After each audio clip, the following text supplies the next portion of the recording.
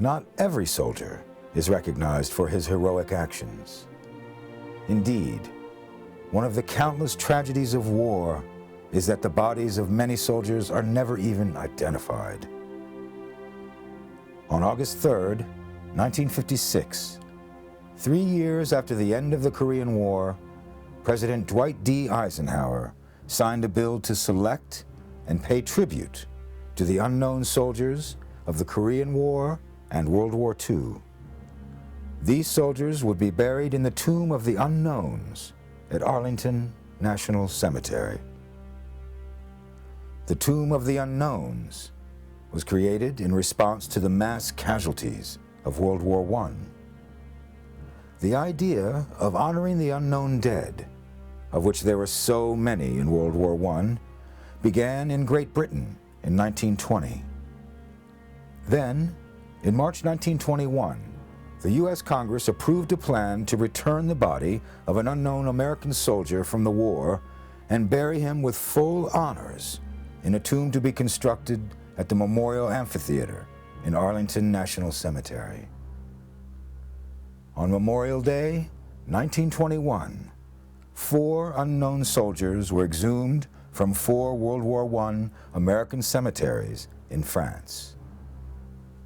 They were placed in 4 identical caskets and set before a highly decorated veteran of that war, U.S. Army Sergeant Edward F. Younger. Sergeant Younger ceremonially selected 1 casket. He later spoke of his decision. I was left alone in the chapel. There were 4 coffins, all unmarked and unnamed. The one that I placed the roses on would be the one brought home and placed in the National Shrine. I walked around the coffins 3 times. Then suddenly I stopped. What caused me to stop, I don't know. It was as though something had pulled me. I placed the roses on the coffin in front of me. I can still remember the odd feeling that I had, standing there alone.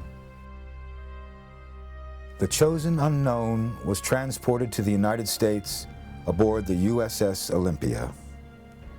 Those remaining were interred in the Meuse-Argonne Cemetery, France.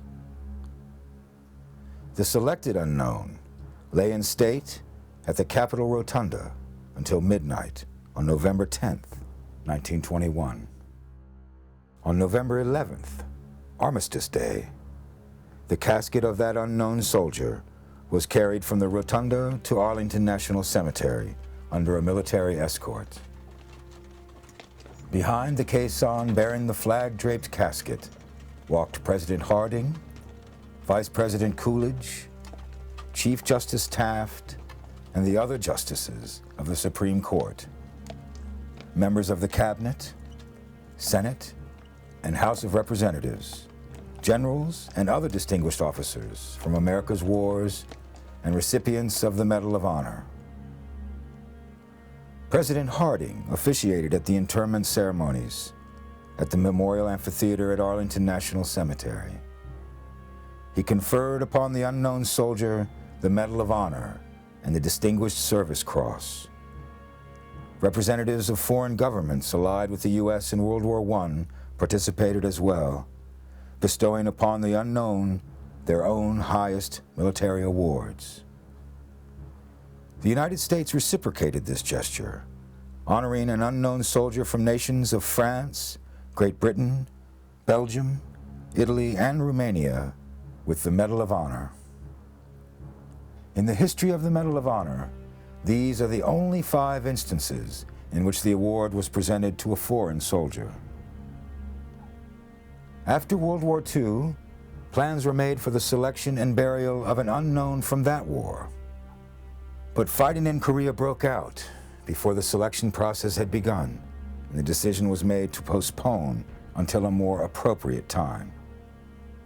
That time turned out to be 1958, when unknowns from World War II and the Korean War were selected for burial in the Tomb of the Unknowns.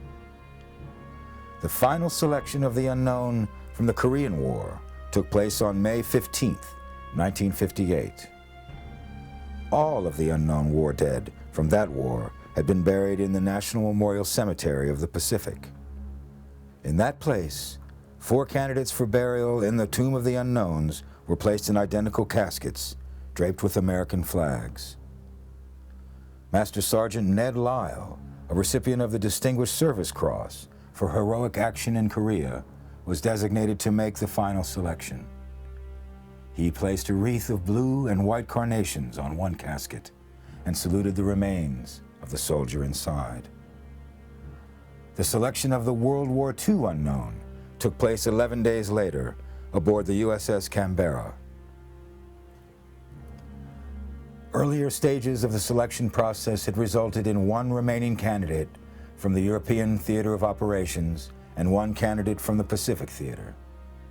Hospital Corpsman First Class William R. Charette, recipient of the Medal of Honor for actions in the Korean War, made the final selection. The selected unknown, along with the unknown from the Korean War, arrived in Washington on May 28, 1958. They lay in state in the Capitol Rotunda until 1 p.m. on May 30th. As the procession moved toward Arlington National Cemetery, the 2 caissons, each carrying 1 unknown, traveled side by side.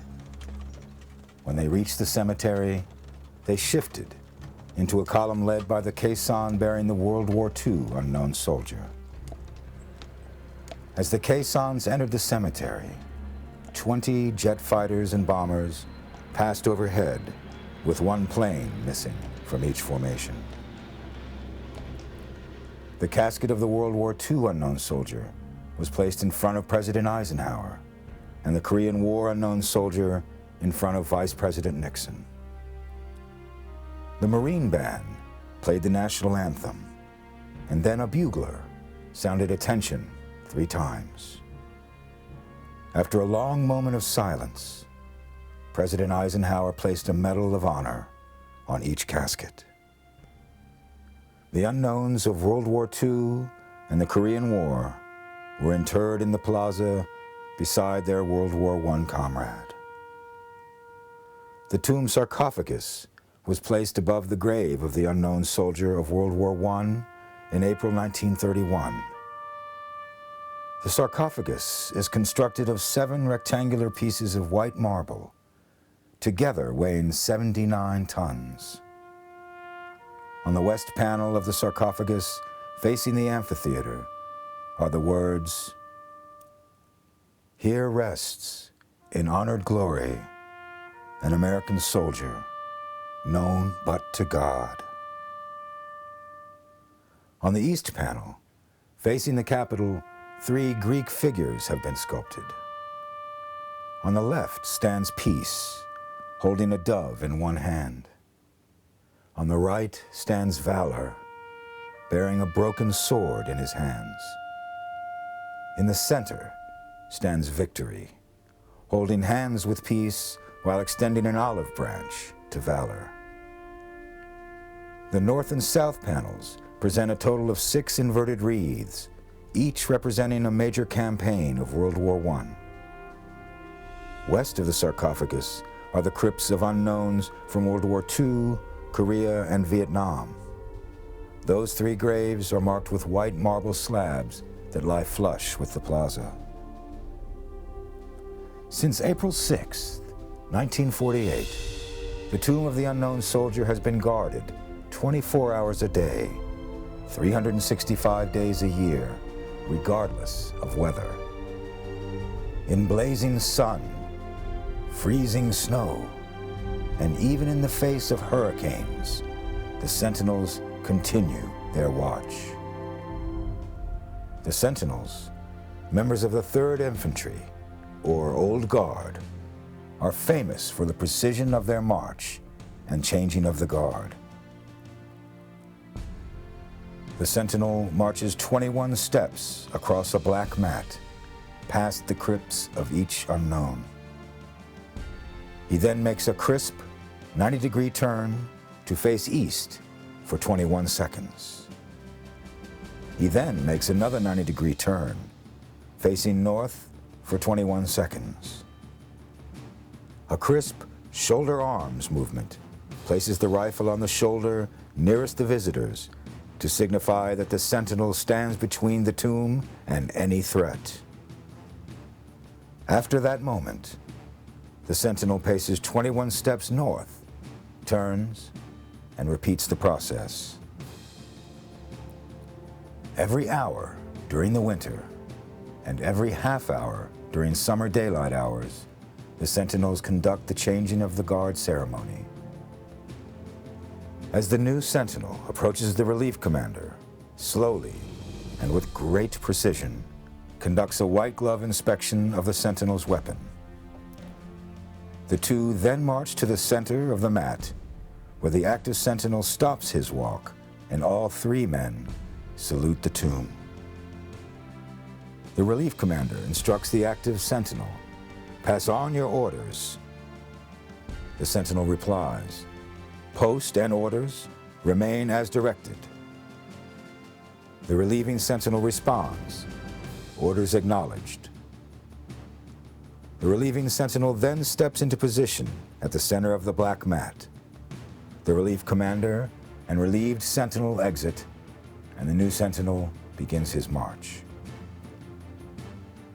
The unknown soldiers serve to remind us that not all actions of valor are witnessed and recorded in war. We do not know the stories of these men, but we know they gave their lives in a war they did not start to protect the freedom of people who would never know their names.